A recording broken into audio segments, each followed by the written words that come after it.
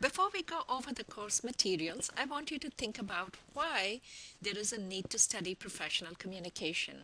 Why isn't it enough to just take a composition class or two and be done with all the English that you need? In answer to that, I invite you to look over the results of a survey with me. And this survey comes from Oakland County. Employers within Oakland County were surveyed and the report was published in late 2009, so it's not too outdated. And the employers were asked to give their wish list, so to speak, of all the skills they wanted to see in their employees. Okay? The skills were then aggregated and they fell into three groups. One group was analytical and communication skills, such as critical thinking, complex problem solving, active learning, written expression, English language, and so on. And other skills that people have to have within themselves, like cooperation or dependability, work ethic, and so forth. And of course, the knowledge-based skills, meaning the hard skills that you get in your classes in your major. Okay, which were the skills that were most sought after? So I would like you to read parts of a couple paragraphs with me. Okay, so in examining the top skills across all jobs, within job sectors, or by specific job, the skills most frequently cited as necessary were predominantly from the analytical, communication, and intrapersonal skill clusters. One interpretation is that the technical skills associated with a given job represent the minimum skill set necessary to complete that job, but the analytical, communication, and intrapersonal skills are those skills that distinguish individuals that are highly successful within a particular job. In other words, you do need your hard skills. They'll get you the job. But for you to succeed in your job and to be promoted, to advance in your job, you need these intrapersonal skills and the analytical and communication skills. The hard skills are transient, and I'll leave this document up for you to read at your leisure. But the hard skills are transient, meaning they keep changing, technology changes, and you have to keep changing.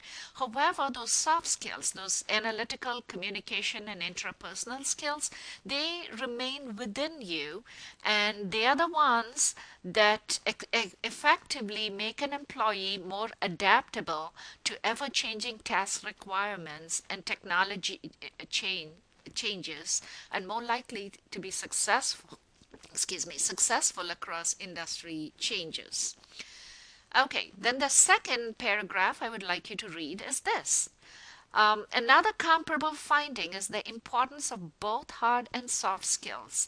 In the world of work, hard skills are the technical or administrative procedures related to an organization's core business. So the jobs are technical in nature. I grant you that. However, what the employers are asking for over and over are the soft skills. So the report concludes that the future differentiator for business will be the addition and development of soft skills, also known as people skills.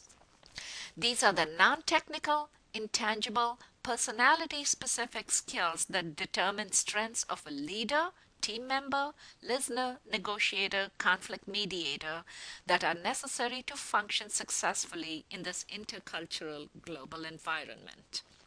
So you can see how the soft skills are important, and let me show you the list of the skills they identified. Look at the top skills. I mean, this is ranked in order of decreasing frequency. So in the tier 1 skills, you will notice reading comprehension, number 1, way above everything else. Critical thinking, active learning, problem sensitivity, and let me point to certain things. English language, attention to detail, dependability, oral expression, oral comprehension, written comprehension, analytical thinking, and so on, and intercultural awareness and sensitivity. All these are things that we are going to be doing in our class. So this is why we need to study professional communication. However, before we go on, I would like you to do one more thing for me, and that is to go to the course information site. This was the site listed in the course schedule. When you registered for the class, you would have been directed to the site for course information about the syllabus, calendar, and so on. But here in this segment, there are a couple activities I would like you to complete. If you hold your mouse cursor, if you hold your cursor over the number 3 button, it'll open very briefly. It'll open a website that gives you a 10-item learning styles inventory quiz. I would like you to complete this quiz, and when you hit the submit button after you do this, well, 13 items, sorry. When you hit submit, it'll tell you what your learning style is. It'll also tell you what are the strategies you could practice in order to improve your learning styles and also learn in other ways. So this is a good website.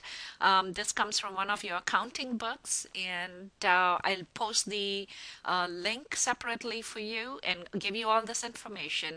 But I would like you to understand yourself as a learner, and I also would like you to understand the requirements that employers are repeatedly stating in their wish list for employees. So I hope all this will prepare you to study English 2200 this semester.